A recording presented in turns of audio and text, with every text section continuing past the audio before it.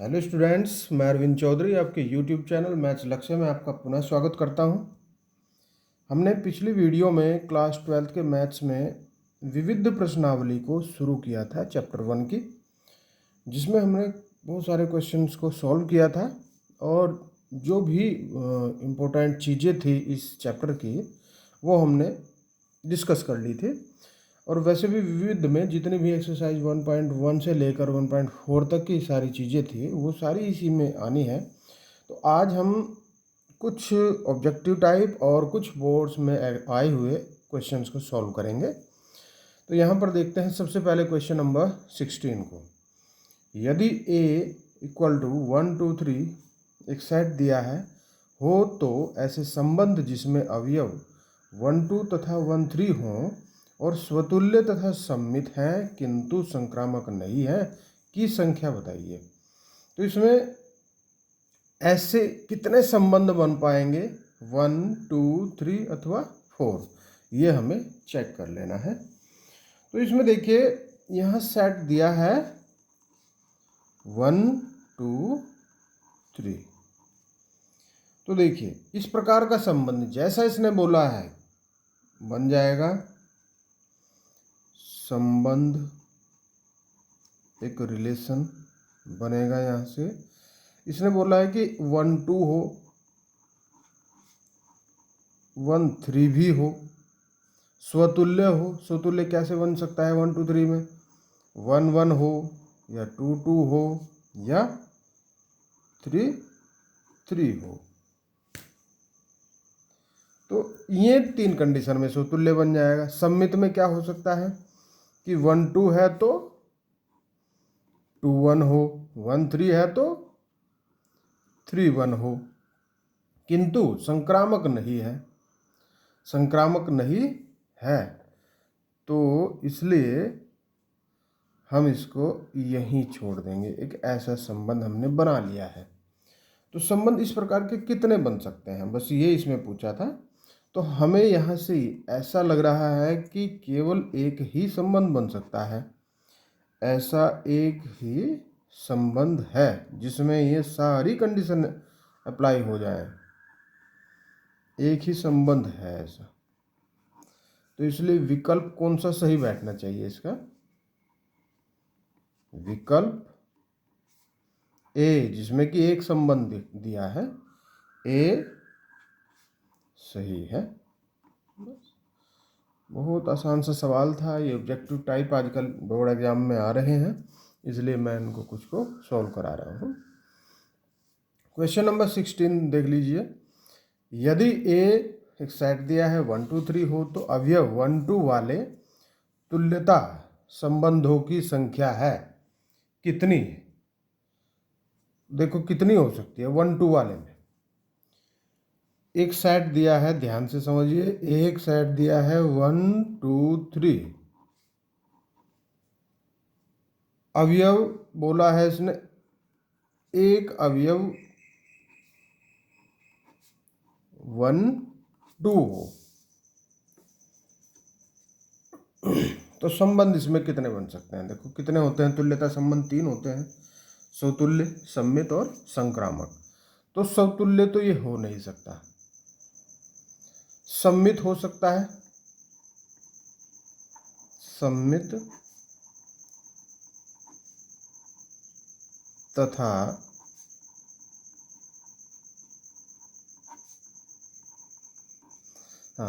सममित तथा देखो संक्रामक भी हो सकता है। सममित कैसे हो सकता है? 1 2 है तो 2 1 भी हो सकता है, दूसरा कोई हो तो सममित हो जाएगा। और संक्रामक में 1 2 है और कोई 2 3 भी होगा, तब जाके 1 3 एक संबंध बन जाएगा तो संक्रामक कहलाएगा। तो सममित तथा संक्रामक हो सकते हैं, स्वतुल्य नहीं। स्वतुल्य नहीं। तो इसलिए कौन सा ऑप्शन सही होना चाहिए? बी, क्योंकि 2 संबंध है, सममित और संक्रामक। अतः विकल्प बी सही है। क्योंकि दो संबंध बन गए। अगले क्वेश्चन पे आ जाते हैं, क्वेश्चन नंबर 19। समुच्चय ए बी में द्विआधारी संक्रियाओं की संख्या है कितनी? ये चेक करना है कि 10 है, 16 है, 20 है या 8 है। तो इसको चेक करने के लिए बड़ी आसान सी बातें हैं, हम इसमें देखते हैं। सेट दिया है इसने ए और बी, अवयव कितने हैं इसमें? अवयव हैं 2, 1 2, तो इसलिए द्विआधारी संक्रियाओं की संख्या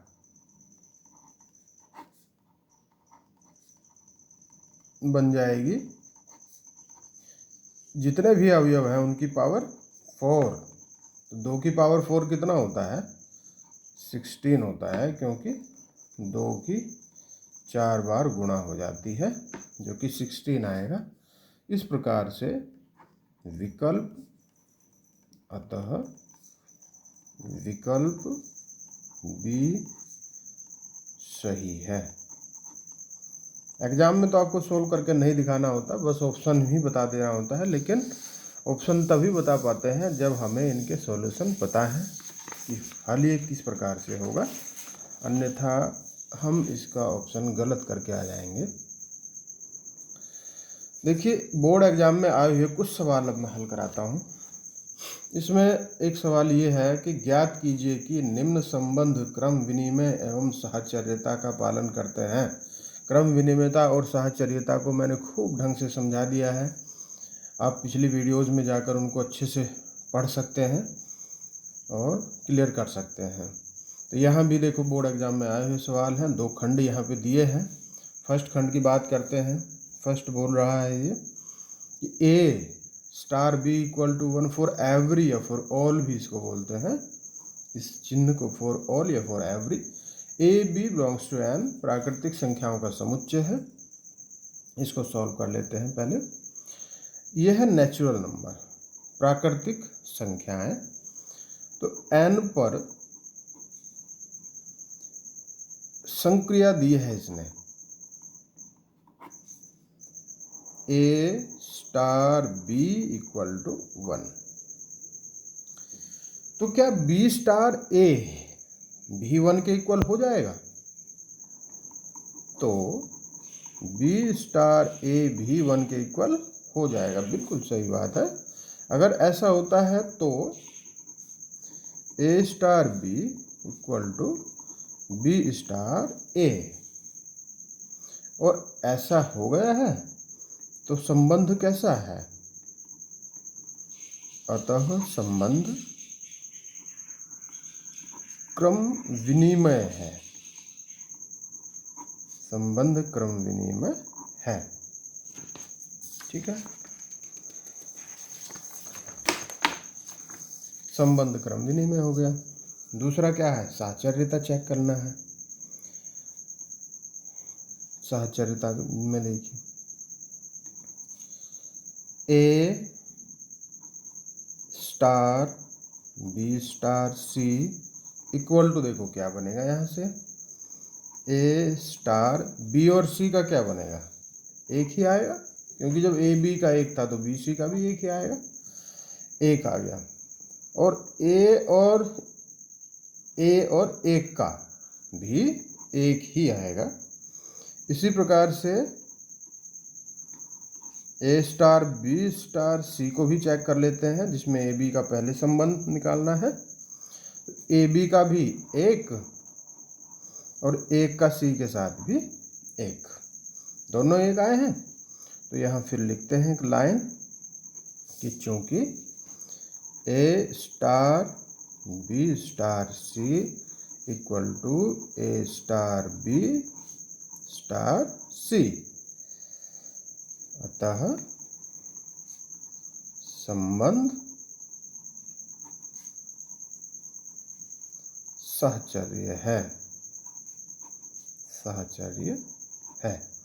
बस ये हमें जांच करनी थी दोनों की, तो क्रम विनिमय भी है और साहचर्य भी है। अब आ जाते हैं सेकंड पे। सेकंड बहुत बढ़िया सवाल है, कई बार बोर्ड एग्जाम में आया हुआ है। देखिए ये है a star b equal to a plus b by two for every a B belongs to Q, जहाँ क्यू परिमेय संख्याओं का समुच्चय है।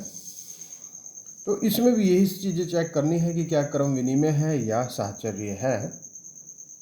यहाँ दिया है a star b equal to a plus b by two for all a B belongs to Q, और क्यू क्या है? परिमेय संख्याओं का समुच्चय है। परिमेय संख्याएं आप जानते होंगे। इसमें हम चेक कर लेते हैं कि ये क्रम विनिमय है या नहीं। तो देखिए क्रम विनिमेयता के लिए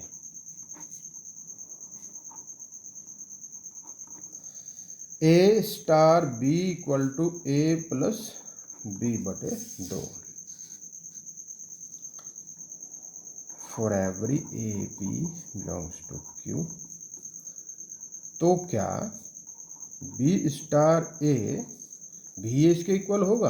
तो चेक कर लो। देखो ए है तो ए प्लस बी, ए और बी इस सीक्वेंस में है तो ए प्लस बी बटे दो, और बी स्टार ए है तो यही बी प्लस ए बटे दो बन जाएगा। तो ये दोनों संबंध आपस में बराबर हो गए। A star b equal to b star a. तो संबंध क्या है? क्रम विनिमय है। तो संबंध क्रम विनिमय है। बस ये जांच हो गई। दूसरा है साहचर्यता के लिए a star b star c equal to A b में लगाइए ए प्लस बी बटे दो और फिर स्टार सी। तो ये बना। इसमें फिर अप्लाई करेंगे, इन दोनों को जोड़ेंगे बटे दो कर देंगे, तो ए प्लस बी बटे दो प्लस सी और पूरे का बटे दो। तो ये बना ए प्लस बी प्लस दो को इससे एलसीएम लेके और बटे दो दूनी चार।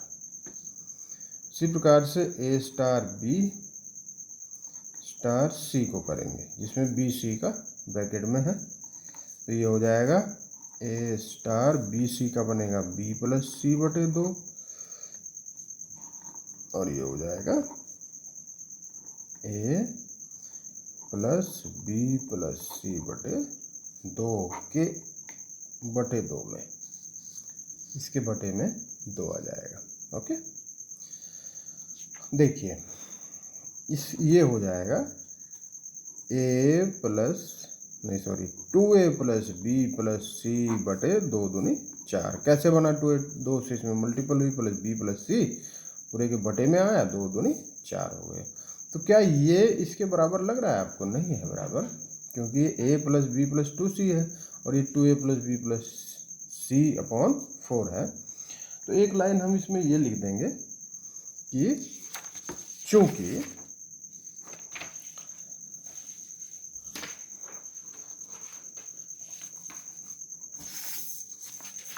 देखिए चूंकि a star b star c is not equal to a star b star c, इसके बराबर ये नहीं है, तो संबंध साहचर्य नहीं है। साहचर्य नहीं है। तो देखिए क्रम विनिमय तो था किंतु साहचर्य नहीं था। तो इस बात को बाद में फाइनली एक बार और भी लिख सकते हैं कि अतः संबंध आर क्रम विनिमय है किंतु साहचर्य नहीं। जब भी क्रम विनिमयता और साहचर्यता की बात आती है तब हम इस प्रकार से इसके आंसर को बाद में लिख देते हैं, जो थोड़ा प्रभावी लगता है। कभी कभी एग्जामिनर की अगर नज़र नहीं पड़ती है, एक चीज़ पे पड़ जाए दूसरी पे ना पड़े, तो समस्या खड़ी हो सकती है। कभी कभी, ऐसा नहीं हमेशा। इसलिए दोनों को एक साथ लिख दिया है तो इसको पता भी लग जाएगा कि हाँ, पीछे हमने इसको सॉल्व कर लिया है। तो इसके बाद फिर एक और क्वेश्चन पे आ जाते हैं।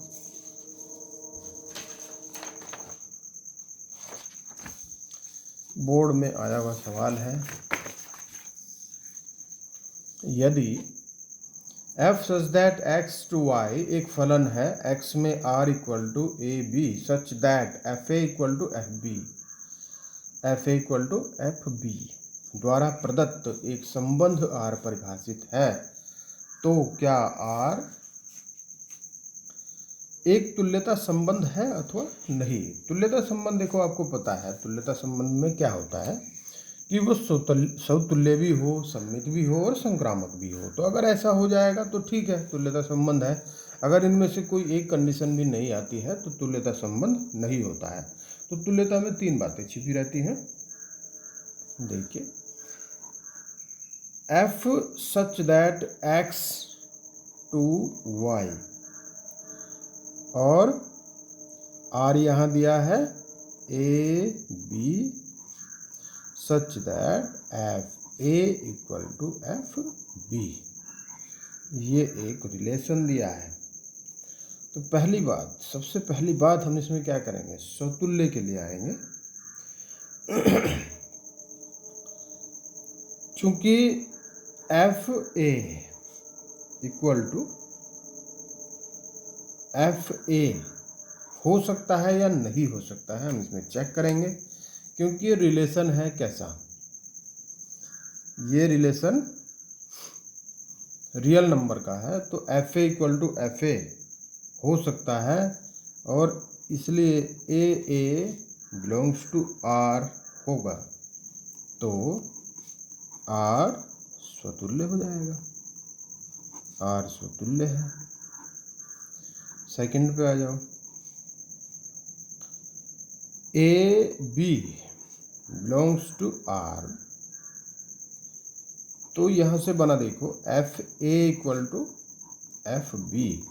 तो क्या इसे हम उल्टा करके लिख सकते हैं, इसको हम लिख सकते हैं एफ बी बराबर एफ ए, कोई फर्क नहीं पड़ेगा।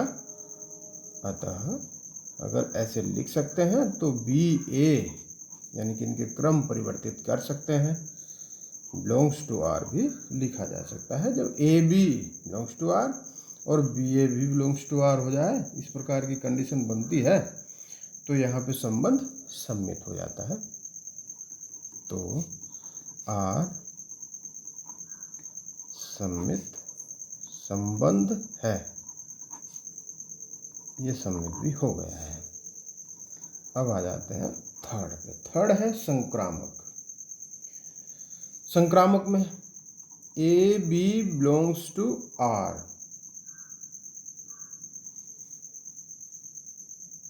तथा b C belongs to R, ये हमने दोनों चीजें मान ली है। ए बी भी आर से बिलोंग कर रही है और बी सी भी आर से बिलोंग करती है। तो यहाँ से बना देखिए F A equal to F B, और यहाँ से बना F B equal to F C. तो जब एफ ए एफ बी के बराबर है तो एफ बी एफ सी के बराबर है, इसलिए एफ ए एफ सी के बराबर तो होना चाहिए। अतः F A equal to F C, और जब एफ ए एफ सी हो जाएगा तो ए और सी बिलोंग्स टू आर हो जाएगा। अब देखिए संक्रामक में हमें क्या चाहिए होता है, A B belongs to R, B C belongs to R है, तो A C belongs to R भी हो, और यही संक्रामक संबंध होता है। अतः संबंध संक्रामक है, यह संक्रामक संबंध है, ऐसा लिख सकते हैं। और जब ये तीन कंडीशन आती है कि चूंकि संबंध अच्छे से डिस्क्राइब कर देंगे इसको, क्योंकि संबंध आर स्वतुल्य सममित तथा संक्रामक है तो संबंध तुल्यता संबंध है।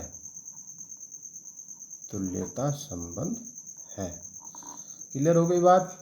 तीनों संबंध आ गए तो तुल्यता संबंध हो जाएगा। तो ये भी आपने क्लियर कर लिया है।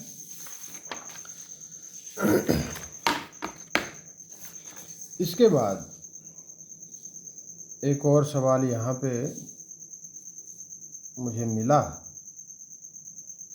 देखिए, 3 फलन है यहाँ पे, 2 फलनों वाले आपने किए हैं इस प्रकार के क्वेश्चन। यहाँ 3 फलन है। 3 फलन f such that n to n, g such that n to n तथा h such that n to r पर विचार कीजिए, जहां fx क्या है यहाँ पे? यहाँ पे fx है 2x, gy 3y plus 4, hz sin z, for every x y z belongs to n है। ये इसको भी n कर लेते हैं, r लिखा गया है, n ही है। ये भी दिखाइए कि HOGOF इक्वल टू HOGOF। देखो ब्रैकेट का अंतर है और ये भी अंतर बहुत बड़ा होता है, लेकिन यहाँ फाइनली ये बराबर ही आएंगे। यही सिद्ध करके दिखाना है हमें इसमें। तो हम यहाँ पे सबसे शुरू में यही ले लेंगे कि HOGOF किसके लिए? x के लिए लेके चलो, x के लिए ले चलते हैं, बराबर HOGOF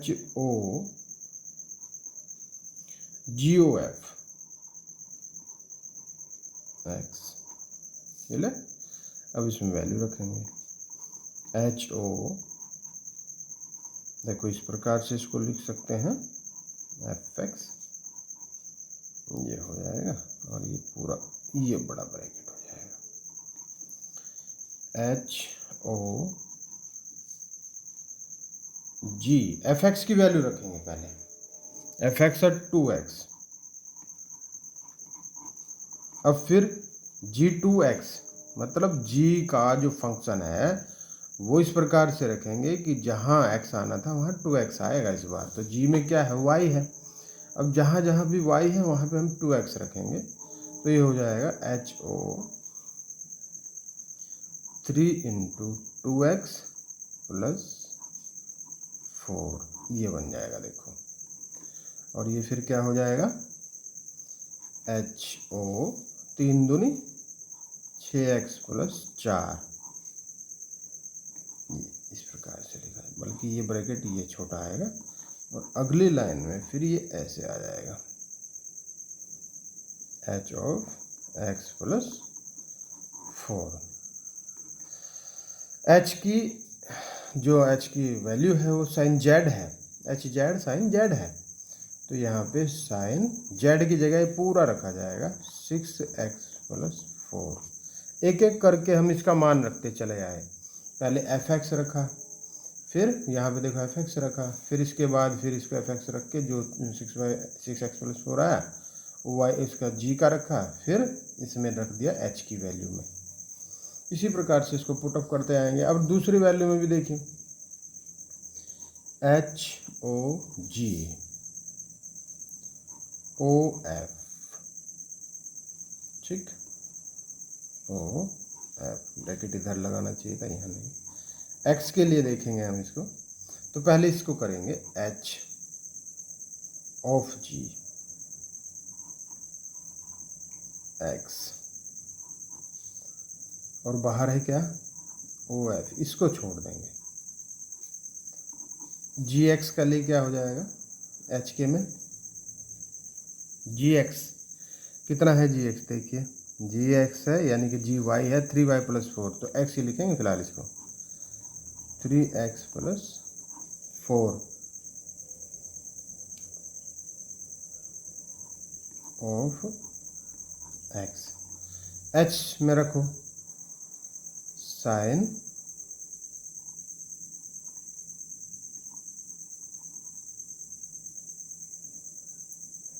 ये हो जाएगा sign 3x + 4 HOGX, HOG of x, HOF of 2x। ये थोड़ी मिस्टेक हो गई, यहाँ पे 2x होना चाहिए था, 2x, और यहाँ 2x जब करेंगे तो इसमें हो जाएगा ये x की जगह इस प्रकार से 2x आएगा, ध्यान दीजिए, थोड़ा सा यहाँ पे मिस्टेक हो गई हमारी। तो ये बन जाएगा साइन 6x + 4, दोनों आपस में बराबर आए हैं, ठीक है। यहाँ पे थोड़ा सा कन्फ्यूजन क्रिएट हुआ होगा, दोबारा इसको क्लियर कर लेते हैं। HOG of x, HOG of x, तो इसको तो लिखेंगे HOG जो ऑफ 2x है वो f की जगह हम क्या लिख देंगे, 2x लिख देंगे, तो यहाँ से f हम हटा देंगे, और 2x अब इसमें इम्प्लीमेंट करेंगे तो यहाँ पे हो जाएगा G2x, देखो ऐसे हो जाएगा HOG 2x, हाँ अब ठीक हो गया, अब सही बन गया। तो h 3x + 4 ऑफ 2x था ये, तो अब इसको यहाँ से हम हटा लेंगे, ठीक है। अब ये बन गया x की जगह जो आएगा वो 2x आ जाएगा, बस यहाँ से, तो 3 दूनी 6x + 4, तो इस चीज़ को थोड़ा सा हम हटा लेंगे, ये गलत हो ये चीज़, 2x तो ठीक है, दोनों आपस में बराबर हो गए, इसको 1 लिख देंगे, इसको 2 लिख देंगे, 1 व 2 से HOGOF equal to HOGOF,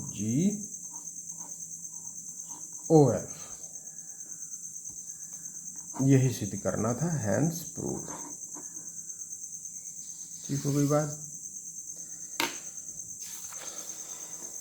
okay, देखिए यहाँ पर बोर्ड एग्जाम में आए हुए जितने भी ऐसे सवाल थे हमने यहाँ पे उनको डिस्कस कर लिया है, और आपको अगर ऐसा लगता है कि इस एक्सरसाइज में इस चैप्टर से रिलेटेड कोई ऐसी बात छूट गई है तो आप इसको शेयर करें, कमेंट करें और बताएं कि ऐसा कुछ छूटा है, तो फिर मैं उसको कर लूँगा। वैसे तो खैर मुझे ये श्योर है कि इसमें कुछ ऐसी बातें नहीं छूटी हैं जो मैंने आपको क्लियर नहीं कराई हैं।